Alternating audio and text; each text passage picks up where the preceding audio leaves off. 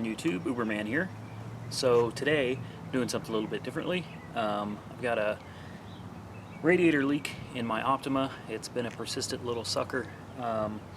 I've had it to the dealer. The dealer attempted to fix on it. They couldn't fix it, and because somebody replaced the radiator with an aftermarket unit, they would not replace it under warranty. The Kia dealership wanted over $400 for the part alone, and that didn't include labor. So here's what we're doing today. 2013 Kia Optima SX Turbo. You're going to need the appropriate radiator, which should look something very similar to this. Make sure you've got your lines for the automatic transmission, and very importantly, make sure you have your drain cock installed, or petcock, depending on what you want to call it, before you go through all the trouble of removing your old radiator.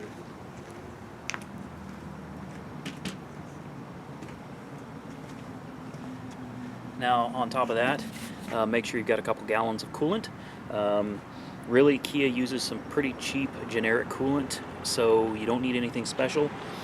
This stuff right here will do the trick. Get yourself a couple gallons of it. May need a little bit more, you may need a little bit less. We'll find out at the end of the video.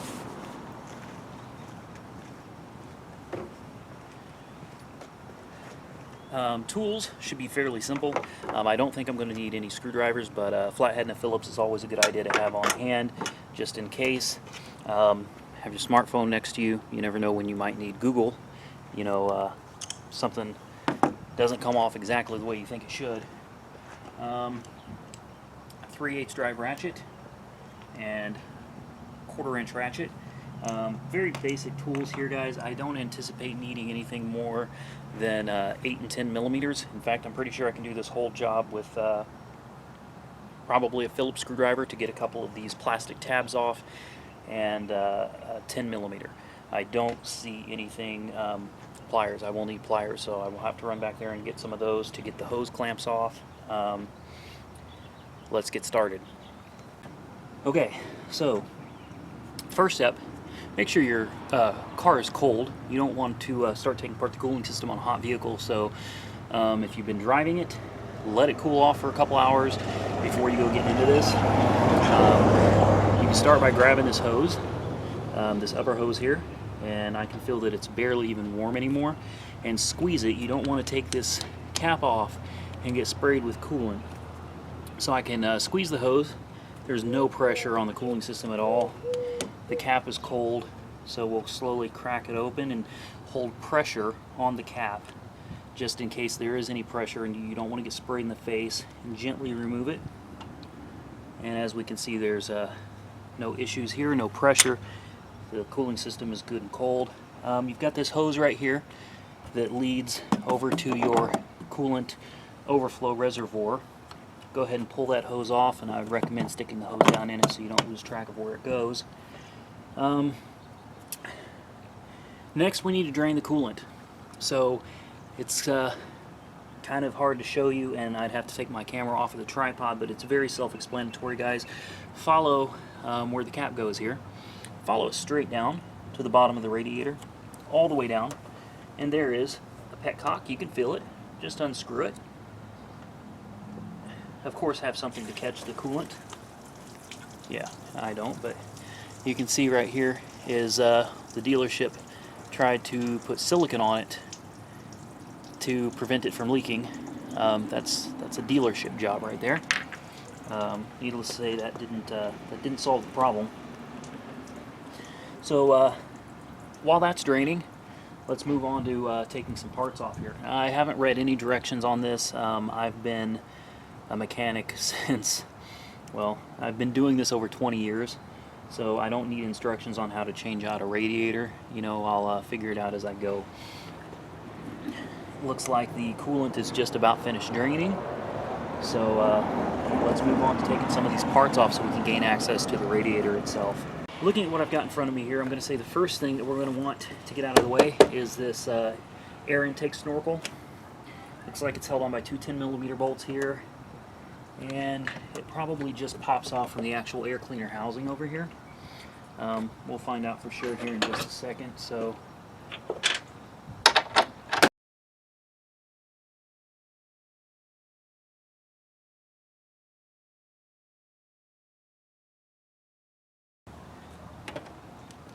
We've got a 10 millimeter bolt right here. Looks like it holds the upper radiator hose onto the fan shroud. So we want to keep this separate, and the hose just pulls off right here. So next we'll get our channel locks, and let's go ahead and remove this upper radiator hose altogether.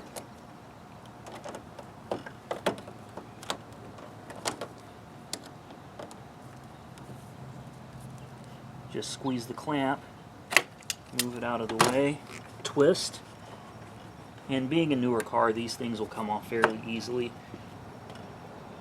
Find somewhere to tuck it away where it's going to stay out of your work area here. So far, guys, this is relatively easy. Next, I see a bolt down here. Probably hard to see where my finger is pointing right here. There's a 10 millimeter that is holding the fan shroud to the radiator. Basically, the entire cooling fan and shroud comes out as an assembly. There should be 2 of these bolts. This one right here. And again, be careful not to lose these or lose track. I'm going to sit the fan shroud bolts on top of the windshield wiper.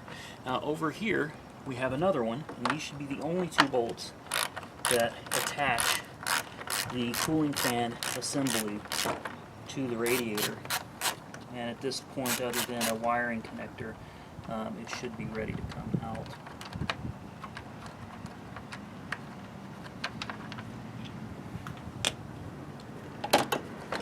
And it is. So next you've got this connector. This is a pretty big connector here, and we're going to want to get this off of the vehicle. It looks like you just push down. I don't know if you can see that, but right here you push on the back of the connector, the furthest outside of the radiator, and from the looks of it, there's a snap clip down here that you pull up. There's also going to be a snap clip over here. It's a little harder to get to. And the fan assembly comes out like so. Okay, set this off to the side, out of your way, and we have a whole lot more room to work with here. Again, probably impossible to see, but you have 2 transmission lines. I don't think you can see, probably not, but you have to dip your hand kind of in here by the battery, and you have 2 transmission lines, very easy to see, flatheads. We're going to disconnect those lines, and then we're also going to need to disconnect the lower radiator hose.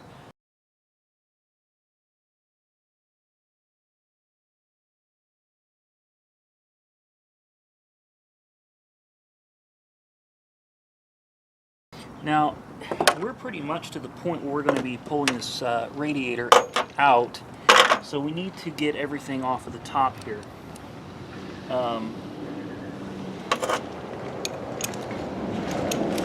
There is a partial core support right here, from what I can tell. There are a couple little plastic Phillips clips in there, so we're going to go ahead and remove those, and then it should just be a matter of a couple little bolts. And what I do is I just take my fingernail and stick it up under the lip, and then you should just be able to pull these plastic clips out.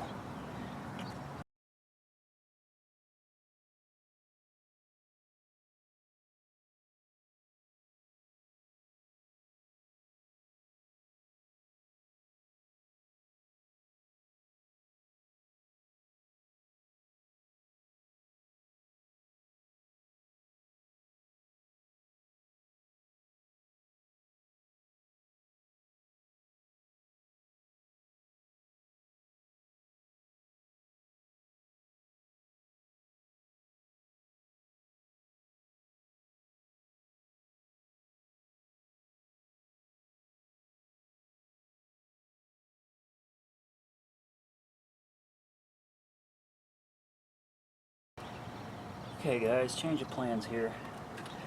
What I'm doing is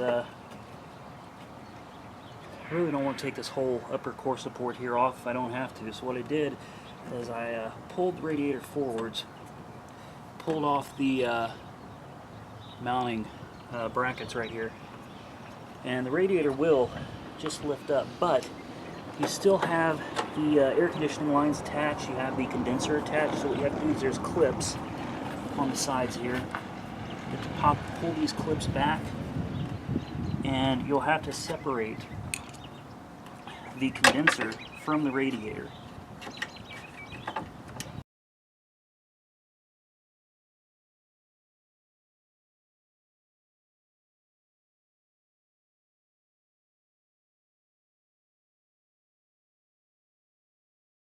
So now you're going to have to reach under this front grille here, and there's a tab on the back of the radiator.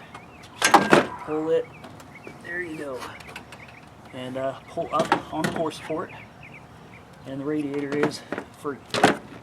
Now this is a time to be very careful. You have condenser lines for your air conditioning, and you have your condenser, which is now loose behind the radiator. You want to try your best not to hit this condenser with anything, not to let it bump up against too much, or you end up losing all your Freon. You'll be doing this entire job over again from scratch.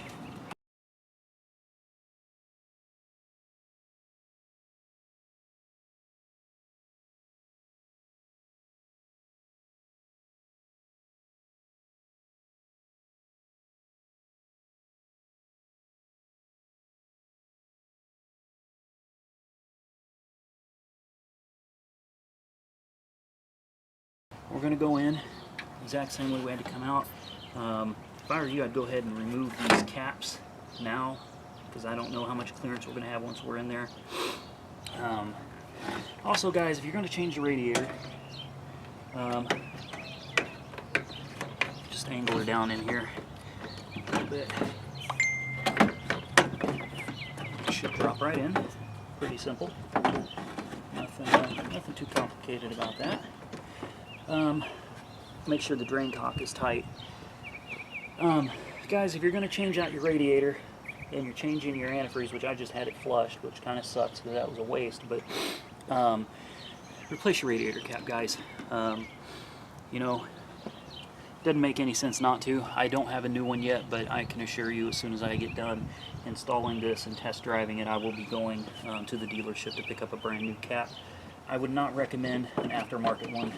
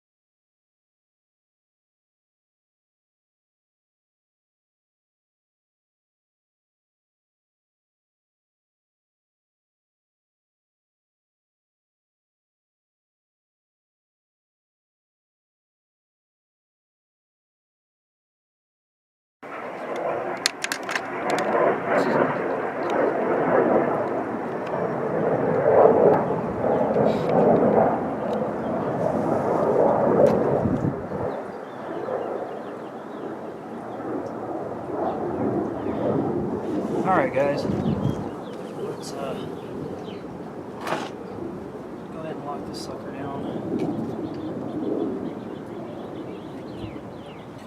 So you have your plug-in right here, which is basically your fan control. This controls the speed of your cooling fan. And this fan, theoretically speaking, should just drop right in. There's a couple tabs on each side that have to line up.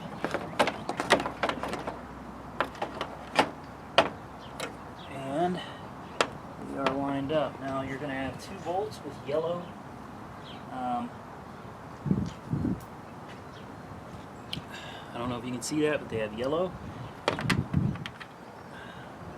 So far, guys, everything's been a 10mm.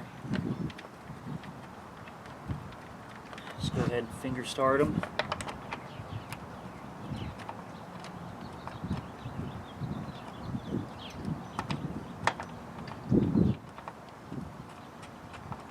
All right.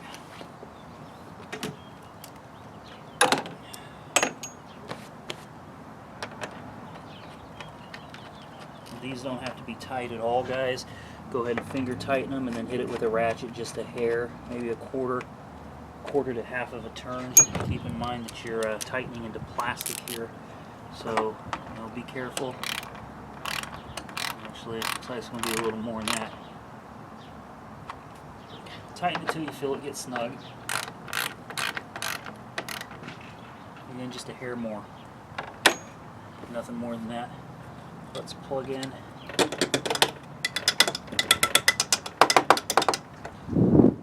your fan control. Make sure you hear that click. And just to be safe, I always recheck my clamps, just to make sure I've got them tight enough before we go put everything back together. And they're good. So now we can put the upper hose on, which fits into this. It's kind of interesting how this works, but get that upper hose on, and then we'll slide it right here. We've got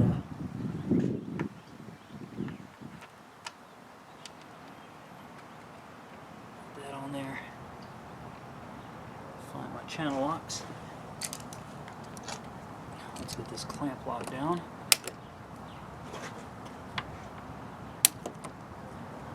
Deal. Let's not forget our coolant overflow hose that we took off earlier. Make sure we've got that on there, and it secures down into the windshield washer reservoir as well.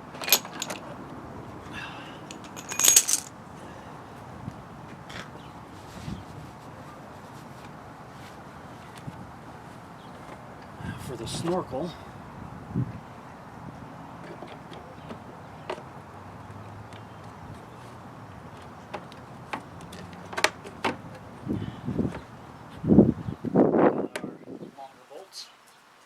have red dots on them.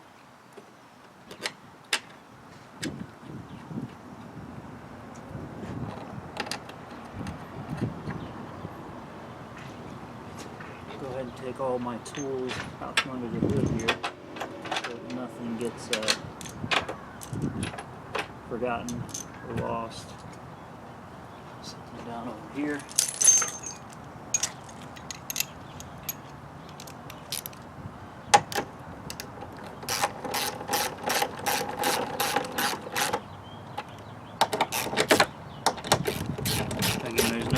Super torque any of this down. This is all just rubber and plastic pieces here. Okay. And I do know I haven't tightened this one down yet. I'm not going to. I will tighten it here in just a little bit. Next step is to reach down and make sure your drain cock is secure. And this one is. It's getting tight.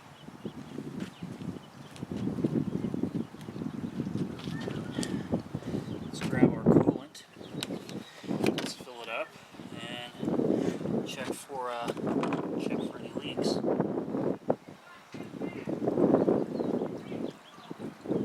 I will. I know I spilled just a little bit. I will clean this all off. I'll wash it down with a little bit of fresh much water after we're done.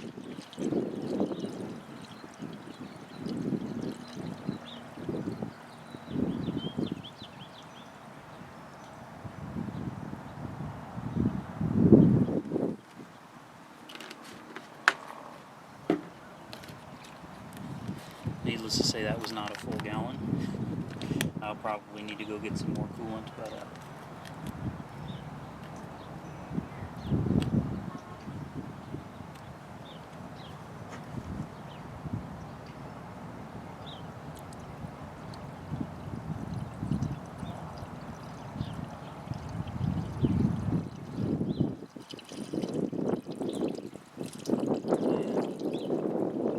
making a mess now.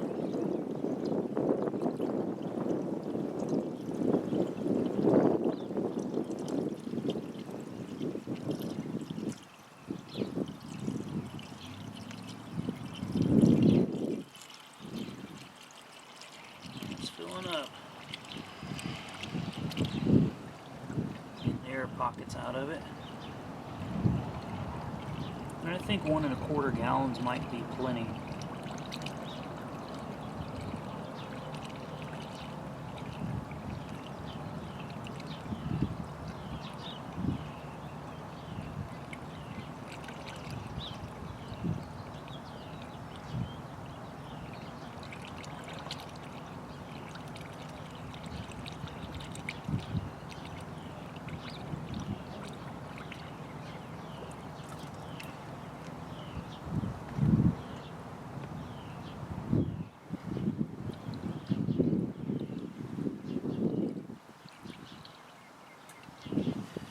Alright, make sure we fill up the overflow reservoir as well to the full mark.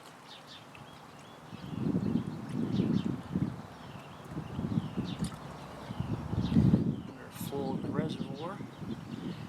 And it's going to continue sucking it down because there's lots of little air pockets in here. You'll see the bubbles, and that's completely normal. I've got my coolant reservoir filled up, so we can close that. And basically what we're going to do now is we're going to give it a few minutes to bleed the air out of itself. We're going to leave the cap off. We're not going to start it up. Just give the radiator time to bleed down, suck up that coolant, get the air pockets out of the engine, and then we'll keep adding coolant to it until it stops bubbling. Let's go ahead and fire her up.